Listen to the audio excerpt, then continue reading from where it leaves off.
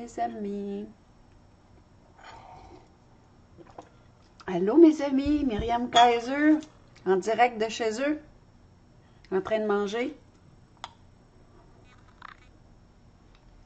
Samedi matin. Non, quasiment samedi midi, hein. La fille est un peu en retard.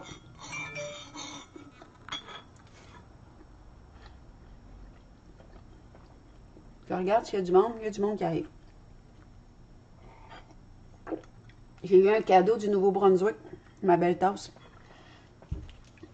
Je prends mon temps ce matin, collé sur mon chien, en train de manger. Fait frette. Je mets des sacs magiques, c'est confortable, j'aime ça. Je suis dans mon mou. Je suis dans mon mou avec vous. Hey, il y a plein de monde qui m'ont écrit cette semaine, la semaine passée. Myriam, on te voit plus, t'es plus là. Myriam a pris une pause.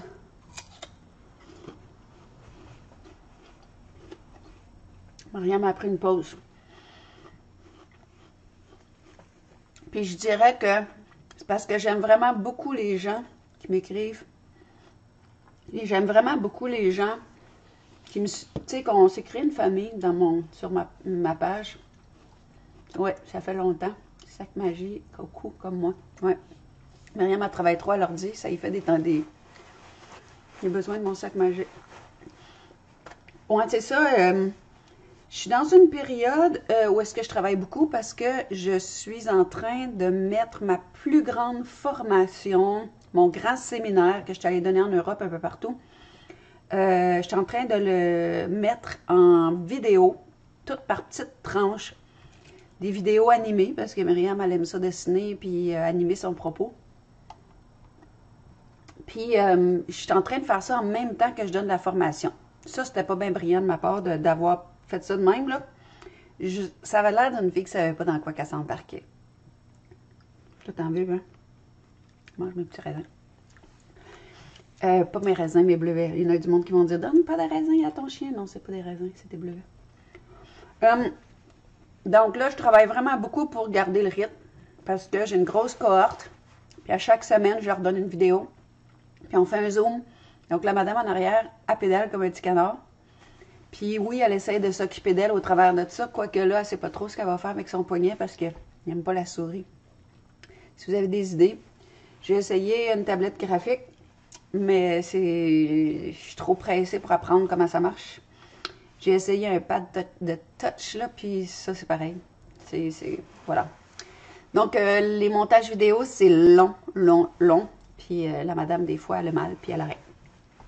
Mais tout ça pour dire que oui, c'est là où est-ce que je suis depuis un bout de temps. Il y a beaucoup de monde qui m'ont demandé « Qu'est-ce que tu fais? » Il y en a qui disent « Bravo pour ton authenticité. » Moi, il y a une affaire que j'ai réalisée. C'est que quand on s'assied en arrière d'un écran, puis qu'on joue au maître, puis qu'on donne des conseils aux autres, c'est quelque chose avec quoi je suis pas bien. Je suis pas bien du tout parce que je remets beaucoup de choses en question présentement. Je suis dans une période où est-ce que je remets en question beaucoup de choses sur tellement différents plans, dont mon rôle, dont le rôle que je me suis donné, parce que c'est toujours nous autres qui nous donnons nos rôles. On se donne nos rôles, mes amis. On se donne nos rôles, des fois on ne se rend pas compte dans quoi on s'embarque. Moi, ça a été un peu ça. Je suis partie de psychologie, puis les gens aimaient mes speeches, puis je suis partie de là, puis là, ben, les gens aimaient ça, donc j'en donnais plus, puis ça me faisait du bien d'en donner plus. Puis après ça, ben, je me suis intéressée au tarot, puis le monde se sont mis à me vouloir que je leur fasse du tarot. Puis je faisais rien que dire ce que je voyais dans les images, comme... Je dis pas, je suis pas une diseuse de bonne aventure, mais les images me parlent. Puis après ça, de fil en aiguille, j'en suis arrivée où je suis. Puis à un moment donné, je me rends compte que je suis en arrière d'un rôle. Puis ça me tente pas. Donc ça me tente pas plus. Tu sais, là, je suis samedi matin chez nous. J'étais bien en mou. J'ai mon chien. J'ai pas déjeuné. Je grignote. Puis là, je me suis dit, je vais aller répondre aux gens. Donc c'est pas... C'est une rencontre. C'est pas un rôle. C'est pas un rôle. J'ai pas de speech à vous faire. J'ai pas de conseils à vous donner. J'ai envie de vous dire qu'est-ce que je vis, comment je le vis, avec toutes les nuances de comment on peut vivre les choses. Ça, j'aime ça. j'ai été dans le doute énormément, énormément, énormément, mes amis. Puis, le doute, là, de tout. Autant de mon rôle que de ce qu'on a appris à l'école, de ce qui nous a été dit à propos de tout, de tout, de tout. De ce qui nous a été dit à propos de la NASA, à propos des compagnies pharmaceutiques, à propos de l'histoire, à propos de ce qu'on voit dans nos petites boîtes écran noir versus ce que c'est qu'on nous montre à Hollywood. La différence entre le vrai et le faux, où se tient la vérité. Allô, Myriam, c'est une penseuse, hein? Donc, je vous ai pas souvent partagé à quel point la fille, quand ça passe, ça part. Il y a du monde de même. Puis j'ai appris au fil des années d'essayer d'arrêter ça le plus possible. De l'arrêter. Puis quand le doute est trop là, le doute, j'ai jamais trouvé ça confortable. Moi, j'ai tout mis en doute quand j'étais jeune. J'ai mis en doute mes malaises. Oui, je vais t'en donner.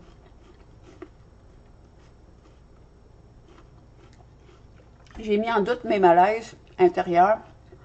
J'ai mis en doute la croyance que je m'étais faite de moi à partir de ce que les autres m'avaient dit que j'étais.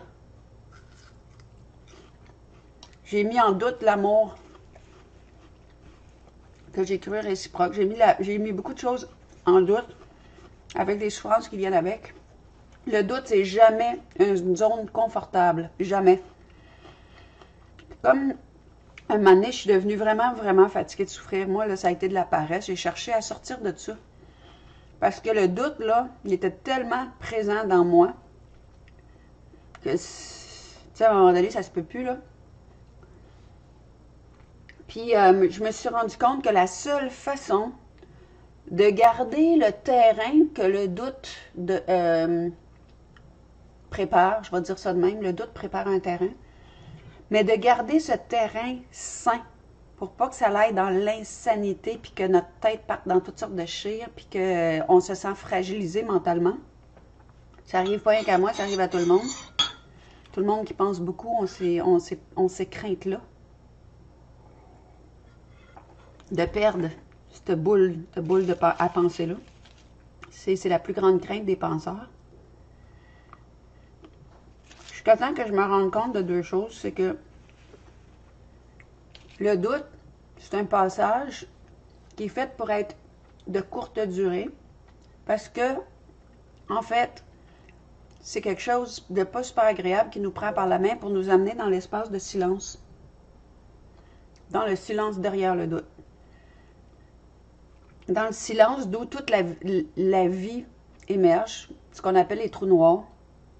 Ces espaces, que c'est un grand vide, puis souvent ça semble noir. Mais d'où part tout ce qui est. Moi, j'aime beaucoup la terre. Naturellement, j'ai grandi sur une ferme. Je faisais des jardins. Je ne tripais pas particulièrement d'être en punition à faire le jardin pendant que les autres s'amusaient. Mais il y avait au bout de tout ça toujours un bien-être d'avoir les mains dans la terre. J'aime la terre. J'aime regarder les fleurs pousser. J'aime les voir sortir de terre puis suivre leur évolution au fil de l'été. J'aime aller les regarder, leur dire à quel point je les trouve belles. C'est comme un papillon, c'est des pétales de fleurs. Moi, je m'émerveille encore devant ça. Ça me ramène dans le silence d'où tout émerge. Avant les périodes de silence, comme celle dans laquelle je suis, me donnait le vertige puis me faisait tomber dans des grands désarrois. Moral, spirituel, des nuits noires même. Puis aujourd'hui, ça fait plus ça. Je dis pas que ça le fera jamais. Je me croise les doigts pour pas revivre ces nuits noires-là. Mais ce que ça fait aujourd'hui, c'est que, je sais pas si c'est l'expérience, mais je sais que ces silences-là sont très porteurs, très riches. Comme la graine, tu sais, la graine, elle se sent forte puis elle se sent puissante quand elle est au sec dans son petit sachet. Hey, j'ai un sac de graines ici, je vais vous montrer. Moi qui aime les images, j'ai un sac. Le matin, je suis là-dedans. J'ai un sac de tournesol. Des graines de tournesol là-dedans. Hey, je pourrais les planter, c'est des mammouths géants. J'adore. Hey, la tournesol, j'adore tellement, là. le chose de Fibonacci au milieu, là, la séquence de Fibonacci, puis quand ça l'ouvre, les couleurs, ah non, j'aime ça. Puis elle est grande, puis elle est solide, puis elle se tient toute seule debout. Moi, en tout cas, c'est une image de résilience, j'adore les tournesols. Bon, tout ça pour dire que la petite graine qui est dans le sachet, là, elle n'est pas consciente de son potentiel. Elle est bien, elle est au sec, elle est avec ses amis, elle est avec ses frères et sœurs. Elle est dans le petit sac. Ça fait des années qu'elle est dans le petit sac, parce que ça, je traînais ça en conférence. Il y avait ça, puis mon stéthoscope. Je traînais ça dans mes tournées de conférence. L'autre jour, j'ai sorti ça. Mon stéthoscope. On va vous parler de ça tantôt. Mon stéthoscope. Mais là, je disais aux gens, elle est bien, elle est au sec. Mais, un moment donné, moi, là, je vais être pas fine, puis je vais ouvrir le sachet, puis je vais l'enlever avec ses frères et sœurs, puis je vais aller la mettre dans un espace, dans un endroit boiteux. Dans boue, pour mes amis français. De la boue. De la vase. Avec de l'eau, puis je vais fermer ça. Elle va tellement pas être confortable, tu n'as même pas d'idée comment elle sera pas confortable. Elle va avoir perdu tout ce qu'elle aime, elle verra plus ce qu'elle voyait, elle aura plus la même clarté, elle ne saura pas ce qui y arrive.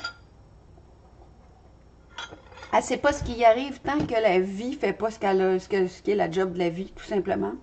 La faire se déstructurer complètement, perdre la vision du monde qu'elle avait, avec les pertes de l'entourage qui viennent avec, hein, mes amis. Je vous regarde sur mon autre écran. J'ai perdu beaucoup d'amis. En tout cas, beaucoup d'amis ne me parlent plus parce que je crée bien qu'on n'a pas juste mis un masque d'en face du monde, mais on leur a enlevé la capacité d'être liés malgré les différences, malgré les visions à la couleur de l'arc-en-ciel, malgré qu'on peut aimer, malgré qu'on voit différemment, qu'on n'est pas au même rythme, malgré qu'on est comme on a toujours été, en dehors du troupeau, puis que c'était pour ça qu'on nous aimait. Mais tu sais, donc, il y a la graine qui tombe en terre, elle vit des pertes. Beaucoup de gens m'ont partagé leurs pertes depuis ce qu'on sait. Mais la petite graine, même si sa petite sœur était plantée à côté, elle ne pourrait rien faire pour elle. Elle pourrait forcer de la tête ou d'ailleurs, puis dire « Hey, je veux que tu pousses, je veux que tu pousses, je veux qu'on fasse ça ensemble. » Elle a juste la job de faire ça pour elle-même. C'est comme ça. Ça semble égocentrique quand on regarde ça. Moi, je voulais tellement sauver tout le monde. Mais ça marche pas. Ça marche pas. Ça marche juste pas. Quand on se rend compte que ça marche pas, on se sent bien inutile, mais il faut retourner notre regard vers soi. C'est de l'égocentrage, c'est pas de l'égocentrisme. Moi, je suis en train de comprendre ça. Ça, t'aimes ça, toi? J'adore des bananes, mon petit bonhomme. Je l'aime assez, là. Lui, là, son petit cerveau est à off. Puis, il est tellement bien, là, puis il aime tellement sa mère. C'est tout ce qu'on a besoin. Mais tout ça pour dire que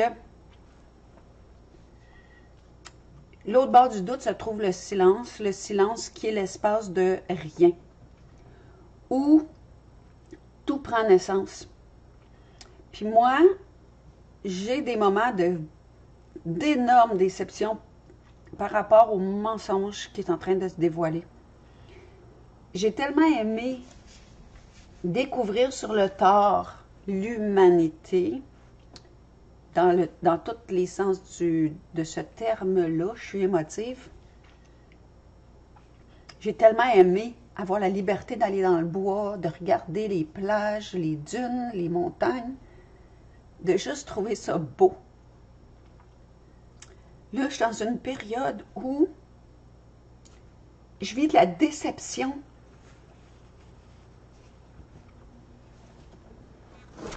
Je vis de la déception de ce qu'on a fait croire à l'être humain, du mensonge invraisemblable qui est en train de se dévoiler puis qui va se dévoiler de plus en plus. Il y a des affaires que je ne veux pas partager présentement, que je reçois puis que je sais que c'est vrai, parce que je me dis qu'il faut que l'être humain soit fort intérieurement pour voir le monde autour de lui se déstructurer, sans se déstructurer. Puis ça, c'est dans le silence, mes amis, qu'on va chercher cette force-là. C'est pour ça que je me retire beaucoup là. Puis, je je nourris beaucoup mon groupe Découvrez votre manuel de l'utilisateur parce que c'est exactement ça que je partage, la route que je marche, je la partage sur comment arrêter de croire en partant ce qu'on nous a dit de nous, ce qu'on a cru que les autres nous ont dit de nous. On a cru ce que les autres ont dit de nous. Ça nous a effondrés. Pour beaucoup de gens, ça les a empêchés d'avancer, de réaliser leurs rêves. Ça les a empêchés de croire qu'ils étaient extraordinaires et merveilleux. Ça les a même empêchés. Présentement, là, il y a une grande vague de médiums puis de monde qui savent alors que les autres ne savent pas, puis tout ça, puis qui reçoivent toutes sortes de canalisations de toutes sortes d'entités. Puis même ça, je suis pas pour ça. J'aime pas cette façon. Parce qu'on continue à dire aux autres qu'ils sont pas assez, puis que toi, tu as une connexion spéciale, puis c'est pas vrai. Moi, quand je partage, ça part de moi. Il y en a qui m'ont dit « Ah, je vois à côté de toi une entité. Non, c'est le maître Saint-Germain, c'est la flamme vierge. » C'est peut-être tout ça, ou c'est peut-être rien de ça, je m'en... Mais quand je me calme, puis j'écoute, qu'est-ce que ça me dit en dedans? Ben, ça me dit ce que je vous dis, puis tout le monde a ça. C'est comme... Faut arrêter d'avoir peur du silence, je pense. Moi, j'ai eu beaucoup d'opportunités de par mon histoire. J'ai grandi dans le silence. J'ai grandi dans un silence monastique, comme moi, je suis en Estrie. Vous allez à Saint-Benoît-du-Lac, quoique l'autre bord des portes, je ne sais pas ce qui se passe, mais en tout cas, ce côté-ci, c'est silence. J'ai grandi là-dedans. On ne se parlait pas entre nous, on n'avait pas de télévision qui nous divertissait, on n'allait pas à l'école pour nous faire raconter toutes sortes d'affaires que plus tard, on va se rendre compte que c'est pas à moitié vrai. Puis oui, ça a été un drame de ne pas avoir vécu dans la société, de ne pas avoir eu le choix, mais j'ai eu des protections quand même. J'ai eu des protections quand même, puis ça, je suis capable de le reconnaître. Même s'il y a d'autres croyances qui sont très enfermantes. Et moi, j'en suis contre toutes les croyances. Puis la première qui m'a transformée personnellement, puis qui continue à me transformer, c'est d'arrêter de croire ce que les autres disent de moi. D'arrêter de croire qu'est-ce qu'on m'avait dit. Parce que c'est ça que j'enseigne aux gens, que je partage aux gens dans la formation que je donne, c'est comment est-ce que ta vision de toi peut partir de toi, parce que c'est toi qui es l'expert de toi, 365 jours par année, pendant 40, 50, 60 ans. Puis que on peut juste arrêter de croire à ce qu'on nous a dit, parce que si tu étais un juge, puis tu avais ces gens-là dans ta salle de cours, puis il fallait que tu évalues leur quotient intellectuel s'ils sont aptes à, mais il y a plein de ces gens-là inaptes, avec un jugement critique qu'on peut mettre en doute, avec un équilibre qu'on peut mettre en doute, qui vous ont dit des choses de vous, puis que vous avez cru parce que vous étiez un enfant. Puis quand tu regardes c'est qui eux pour me faire croire que je suis trop au passé, puis que tu décides que toi, ça te définit plus. Donc je mets en doute ce qu'on a dit de moi, puis je mets en doute ce qu'on me dit des autres, puis je mets en doute beaucoup de choses. Puis quand le doute me tanne, parce que puis de plus en plus rapidement, je vais dans le silence, je regarde la nature. Puis je mange mes petits fruits, puis je flatte mon chien. Puis j'ai une certitude fondamentale, une évidence. Puis ça, c'est immuable. Puis cette évidence-là, c'est la vie. C'est la vie. Je la trouve toujours belle. Puis j'ai aussi l'occasion, tu sais, j'ai vécu beaucoup de déceptions par rapport à l'humanité. J'ai vécu beaucoup de déceptions par rapport à l'humanité, mais j'ai toujours l'opportunité, dans les one-on-one, dans mes groupes privés, dans ces espèces de lieux familiales qu'on se crée, d'être touché d'une façon invraisemblable de l'humain et de son humanité.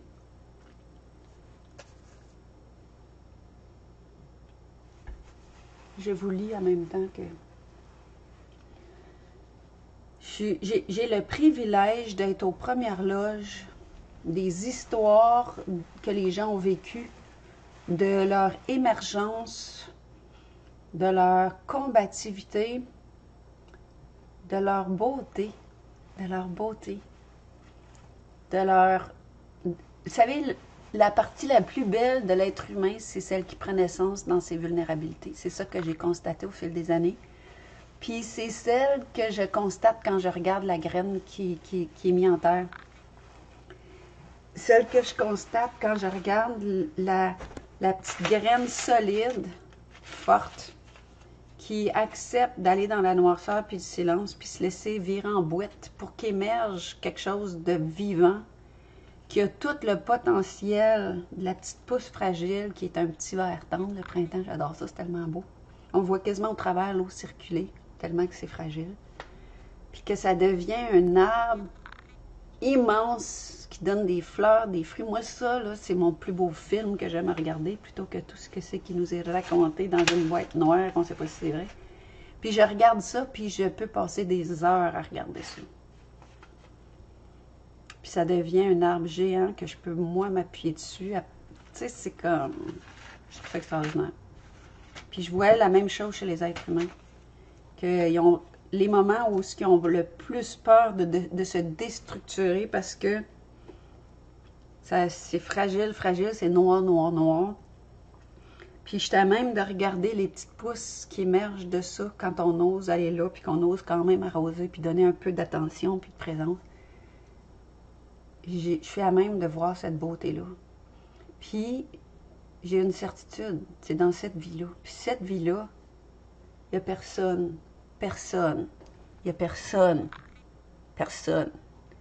Il n'y a pas de Dieu, il n'y a pas d'entité, il n'y a pas de race, il n'y a pas de croyance, il n'y a pas d'allégeance. Il n'y a pas de rôle. Il n'y a rien, rien, rien. Rien, rien qui a du poids face à ça. Il n'y a rien. Il y a juste la vie. Puis ça fait longtemps que je crois dedans. Je me suis appuyée sur cette certitude-là pour vivre. Puis quand le doute prend trop de place, je vais m'appuyer sur ça dans le silence, la nature, dans ce qui est là, puis que cette densité-là peut percevoir, mais qui est calme. Puis j'ai débranché le câble, plusieurs mois. Puis avant, là, quand je pensais que je débrancherais le câble, les jeunes, il y en a beaucoup qui n'ont plus de câble. C'est sûr qu'ils se nourrissent de d'autres choses, c'est une autre histoire, mais je me disais, crime, je vais être complètement déconnectée. Là, je ne saurais pas ce qui se passe sur la planète Terre, puis je peux pas. Je peux pas. Il faut que je reste groundée. Faut que je reste là. Puis, quand ça s'est mis à radoter, là, c'était trop pour mon cerveau. Le lavage de cerveau, j'ai connu ça, puis ça peut plus, ça saute. Ça saute. Tes lunettes te vont bien, ouais. Écoutez, les amis, j'ai osé la couleur. J'ai osé la couleur, c'est mon ami Lise, ça. Mais tes lunettes de couleur vont sortir de tes yeux, j'ai osé ça. Je suis pas une fille qui met beaucoup de couleurs dans ma nature, non. Mais tranquillement, tu sais, c'est comme... Je m'habille tout le temps avec les mêmes affaires quand je suis au quotidien. Donc, c'est ça. Donc, je suis là. Je suis dans le... J'ai traversé le doute. Je le traverse encore occasionnellement. Je m'en vais dans le silence. Et je suis moins présente. Mais je suis là.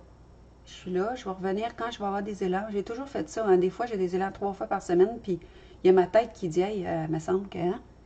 Puis, il y a d'autres périodes où est-ce que c'est pas là. Puis, j'écoute ça. Avant, j'avais peur que les gens soient déçus parce que, vous savez, hein, quand notre business est sur Internet, on n'est pas là pendant 3 jours, puis ça baisse. Puis ça me créait beaucoup, beaucoup, beaucoup d'anxiété. À cette heure, ça ne me tente plus. La vie, c'est où elle nous conduit, donc je me dis... Puis je suis toujours là, mais dans des groupes privés. Puis je travaille trop, même si j'enseigne de s'écouter. J'essaye de le faire en même temps. Mais je travaille trop, puis c'est temporaire, parce que ça, je veux réduire ça. C'est pour ça que je fais des vidéos qui sont enregistrées pour que tout le monde qui sentent qu'ils peuvent aller solidifier leur intérieur, parce que quand le monde va continuer à se déstructurer autour de nous, si on n'est pas solide intérieurement, le doute peut nous amener dans des espaces pas le fun à visiter.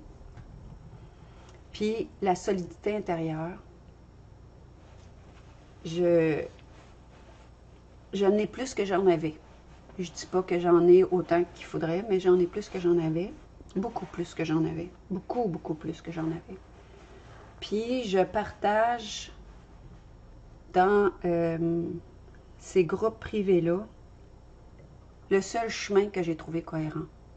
Puis c'est de revenir à notre maternelle, qui est d'être bien proche de son corps, puis de notre aspect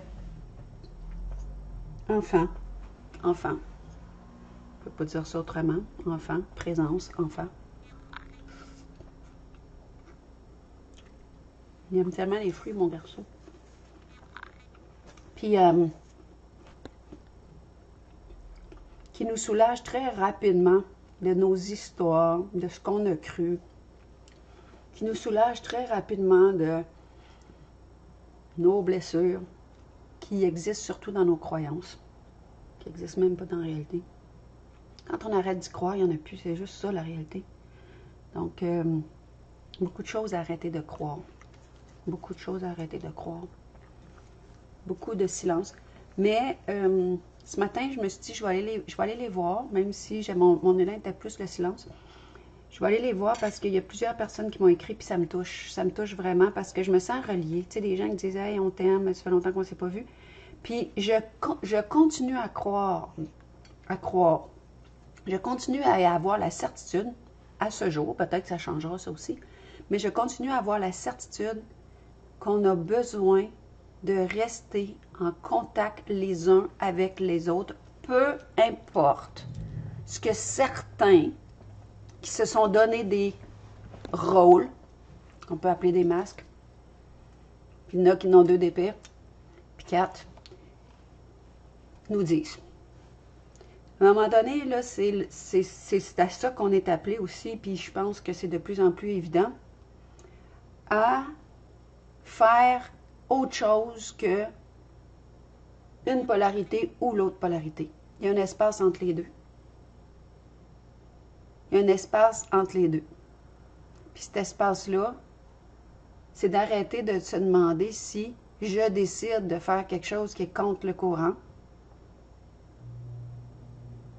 ou plutôt qui va avec le courant, mais qui arrête d'aller contre le courant de la vie, d'aller contre les mouvements naturels de la vie, de le faire sans se demander si je vais être seule à le faire. C'est ça qu'on a comme difficulté présentement. C'est vraiment ça. C'est que il y a énormément de personnes qui ont la même vision, la même, comment je dirais ça, le même senti au niveau du faux dans lequel on vit. Puis on a tellement peur, on est des animaux sociaux, hein, on aime être ensemble. Puis on a tellement peur que le groupe ne nous suive pas, qu'on soit toute seule à faire les choix que notre âme nous demande, que personne ne le fait. Puis ça fait que on se dit, ben on n'a pas le nombre pour faire d'autres choses. Si tout le monde se dise qu'on va garder le contact avec nos voisins, qu'on va garder le contact avec nos familles, qu'on va garder le contact, peu importe les croyances du moment de chacun. On ne veut même pas entendre parler de ça. On veut être ensemble. On veut manger ensemble. On veut marcher ensemble. On veut papoter ensemble. On veut garder les enfants ensemble. Là, ensemble, plus on va bousiller là ensemble, plus on va isoler la bête du troupeau, plus c'est une proie facile. Ça, c'est parole d'ex-otage. C'est à prendre ou à laisser, c'est de l'expérience. C'est de l'expérience de vie. Vous savez, il y a 1 an et demi, j'ai sorti un livre, Otage du silence. qui était mon histoire de vie, mon histoire d'otage, juste un peu avant toute la grande scène internationale qu'on est en train de jouer. Et on m'a invité à la télévision pour parler de qu'est-ce qui se passe là-dedans, puis comment que ça n'a aucun sens. Cette année, j'étais en tournée là-dessus. J'étais en tournée pour sortir les points de qu'est-ce qui se passe, puis comment on arrive à ça. Et tout ça est arrivé. Et mon expérience de vie s'est pas envolée. Même si je m'identifie beaucoup moins à cette période-là de ma vie, mais mon expérience, la route parcourue est dans ce corps-là. Ce corps-là s'en souvient. Donc, j'ai commencé à dire ce que je disais. Il n'y a pas juste là, ça commence à se passer ici. Mais on n'a pas aimé ça. Avant, on aimait ça, parce que je parlais d'une bulle isolée. Mais quand j'ai commencé à dire que c'était présent dans nos quotidiens, on n'a pas aimé ça. Moi, j'étais en tournage documentaire pour parler de tout ça, puis faire des parallèles. Et je devais être dans tous les médias pour faire la promotion de ce documentaire-là, et même que ma biographie devait être rééditée. Pourquoi je vous parle de ça? Vous m'avez vu nulle part. Vous m'avez vu nulle part, pourquoi? Parce qu'on m'a pu appeler. J'avais dit la même vérité que je disais, mais avant je voyais ça, puis maintenant je vois ça. Je porte la même vérité, là. Ce qui n'a pas de sens, qui ne se fait pas face à l'être humain, c'est la vraie. C'est la vraie. C'est ça que j'avais à partager. Excusez, je vais aller enlever un troll, là, parce que c'est vraiment un peu fatigant.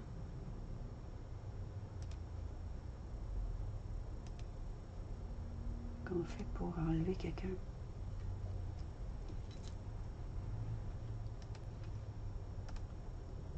Bon. Arrêtez d'écrire de la merde, ok, les amis? Je n'ai pas beaucoup de ça. Je n'ai pas beaucoup de ça, mais c'est fatigant. Excusez-moi. Donc, qu'est-ce que je suis en train de dire? Ça m'a un petit peu... Donc, on ne m'a pas invité, puis, en tout cas, le documentaire, il a fallu. Puis, le livre, il n'est pas sorti parce que j'ai dit non à quelque chose qu'on voulait écrire là-dessus. Pourtant, je faisais affaire... C'était des amis, hein? Mais quand il faut suivre la masse, puis il faut faire ce qu'on nous demande pour garder une certaine cote puis une popularité. Là, il y a une ligne rouge sur Myriam. Savez-vous quoi? Ça ne m'a pas dérangé. Pantoute.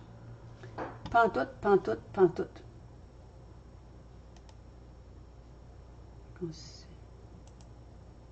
J'ai décidé de couper quelqu'un ici, là. Là, William, j'aimerais ça juste que tu arrêtes, OK? Arrête d'écrire parce que je vais te bloquer, c'est fatigant, ça. Bon, qu'est-ce que je suis en train de dire? Donc, c'est ça. Puis, des choses comme ça me montrent ma voix en prochain move. Moi, je ne vais pas arrêter de dire qu'est-ce que c'est qui est vrai, parce que je ne ferai plus partie d'une certaine caste. Je m'en fous. Puis même que je vois ça comme la vie me protège d'être identifiée